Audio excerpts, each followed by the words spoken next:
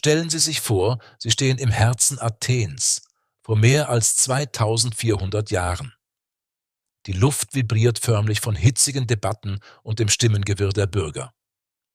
Kaufleute, Handwerker, Bauern und Philosophen versammeln sich auf der pulsierenden Agora, dem zentralen Marktplatz und dem Nervenzentrum der Stadt. Doch hier, anders als in den meisten Teilen der antiken Welt, sind gewöhnliche Bürger nicht länger nur passive Untertanen eines Herrschers.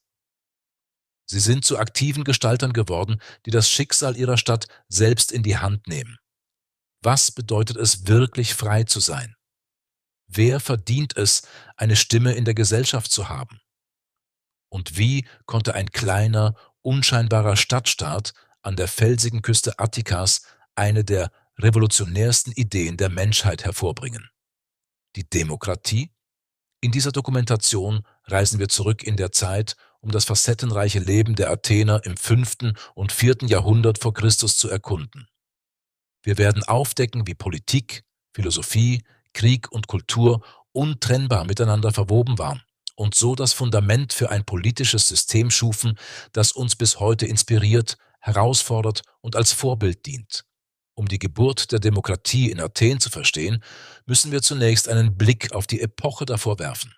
Im 7. Jahrhundert vor Christus wurde Athen von Aristokraten regiert, wohlhabenden, landbesitzenden Familien, die ihre Macht durch Tradition, Abstammung und Privilegien sicherten.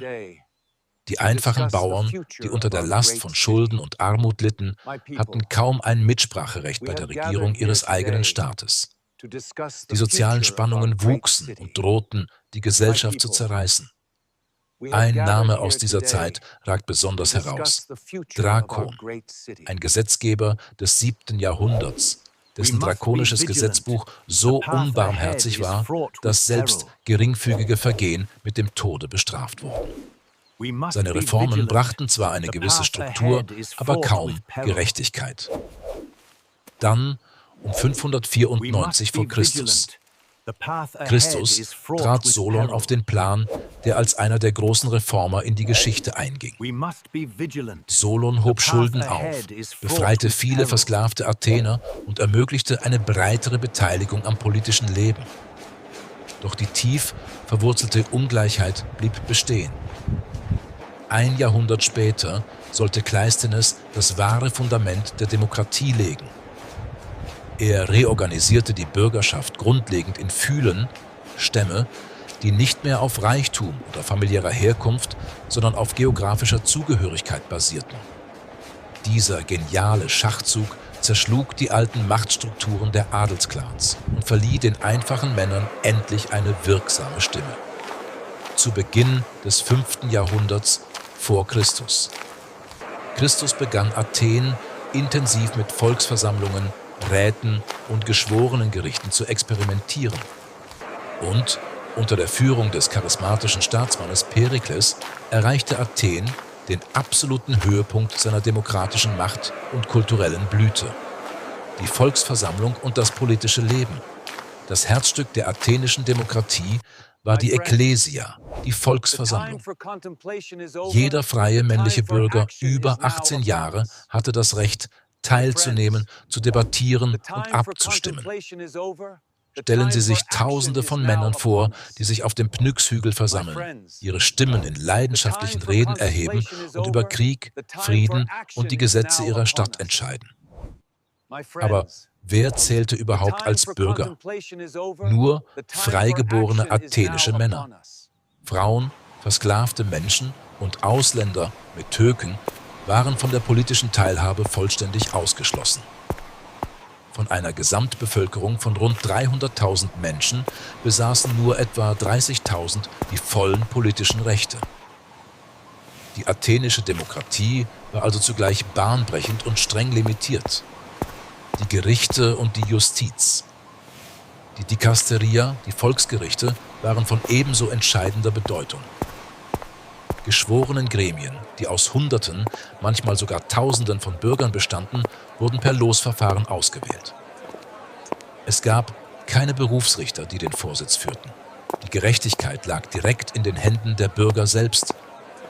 Dieses System verkörperte den Gedanken der Fairness, barg aber auch die Gefahr des Chaos.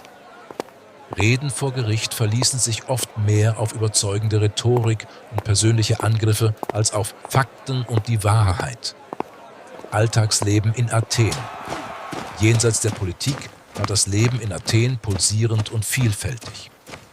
Die Bürger lebten in bescheidenen Häusern, die oft um einen Innenhof herum gebaut waren. Die Männer verbrachten einen Großteil ihres Tages im öffentlichen Raum, bei der Arbeit, beim Handel oder bei philosophischen Diskussionen auf der Agora.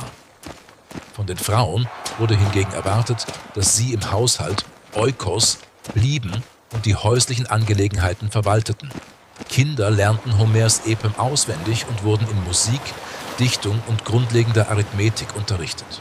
Jungen aus wohlhabenderen Familien erhielten zusätzlich eine Ausbildung in Gymnastik und Rhetorik, um sie auf den Militärdienst und das öffentliche Leben vorzubereiten. Mädchen erhielten eine weniger formale Bildung, spielten aber eine zentrale Rolle bei religiösen Festen und Zeremonien. Krieg und Imperium. Die Demokratie Athens wurde maßgeblich durch den Krieg geformt. Die persischen Invasionen zu Beginn des 5. Jahrhunderts vor Christus vereinte die Griechen in der Verteidigung ihrer Freiheit. Die glorreichen Siege bei Marathon und Salamis verliehen Athen ein immenses Prestige. Bald führte Athen den Delischen Bund an und wandelte ihn schrittweise in ein Imperium um, das von anderen Stadtstaaten Tribut einforderte. Doch Macht erzeugt Neid und Rivalität. Der Peloponnesische Krieg gegen Sparta sollte Athen schließlich an den Rand des Ruins treiben. Die Demokratie selbst wurde mehr als einmal ausgesetzt und durch oligarchische Regime ersetzt. Doch jedes Mal kämpften die Athener dafür und stellten sie wieder her. Philosophie und die Macht der Ideen. Athen war nicht nur ein politisches, sondern auch ein intellektuelles Epizentrum, die Wiege der westlichen Philosophie. Denker wie Sokrates, Platon und Aristoteles stellten die grundlegende Natur von Gerechtigkeit, Macht und Regierung in Frage. Sokrates stellte, oft mitten auf der Agora, beunruhigende Fragen. Was ist Tugend? Wer sollte herrschen? Sein Prozess und seine Hinrichtung im Jahr 399 vor Christus. Christen offenbarten die tiefen Spannungen innerhalb der Demokratie selbst.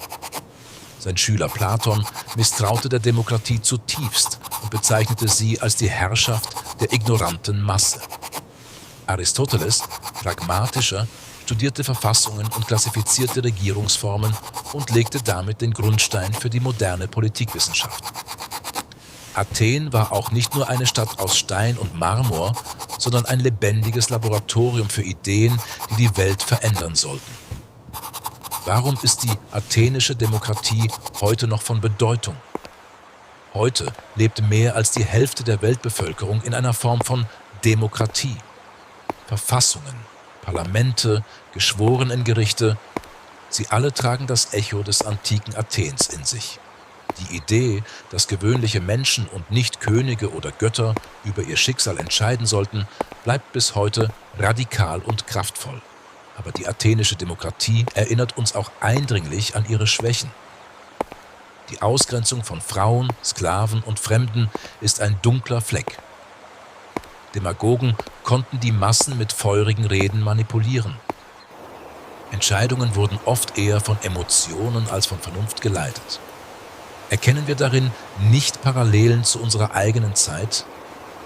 Moderne Demokratien ringen immer noch mit Ungleichheit, Desinformation und Polarisierung. Das athenische Experiment ist somit sowohl ein leuchtendes Vorbild als auch eine ernste Warnung. Welche Lehren können wir aus Athen ziehen, während die Technologie, Kommunikation und Politik neu formt? Einige Wissenschaftler prognostizieren eine Zukunft der direkten digitalen Demokratie, in der Bürger über sichere Systeme sofort abstimmen können. Andere warnen davor, dass solche Systeme ohne Bildung und bürgerschaftliches Verantwortungsbewusstsein unter dem Druck von Manipulation und Populismus zusammenbrechen könnten. Die Athener glaubten, dass politische Teilhabe sowohl Freiheit als auch Verantwortung erfordert. Sie bestanden darauf, dass Bürger nicht nur Rechte, sondern auch Pflichten haben. Vielleicht ist diese Lektion ihr größtes Vermächtnis an uns. Demokratie überlebt nur, wenn die Menschen sie aktiv pflegen und verteidigen. Vor 2,5 Jahrtausenden begann in den sonnenverwöhnten Hügeln Attikas ein radikales Experiment. Athen wagte das schier Undenkbare. Es vertraute gewöhnlichen Bürgern eine außergewöhnliche Macht an. Es war unvollkommen. Es war zerbrechlich. Und doch hat es den Lauf der Menschheitsgeschichte für immer verändert. Heute, während wir über unsere eigene Zukunft debattieren, flüstert uns Art Athen über die Jahrhunderte hinweg zu: Die Demokratie ist kein selbstverständliches Geschenk. Sie ist eine beständige Aufgabe, eine Verantwortung. Die entscheidende Frage lautet: Wie werden wir diese Verantwortung in die Zukunft tragen?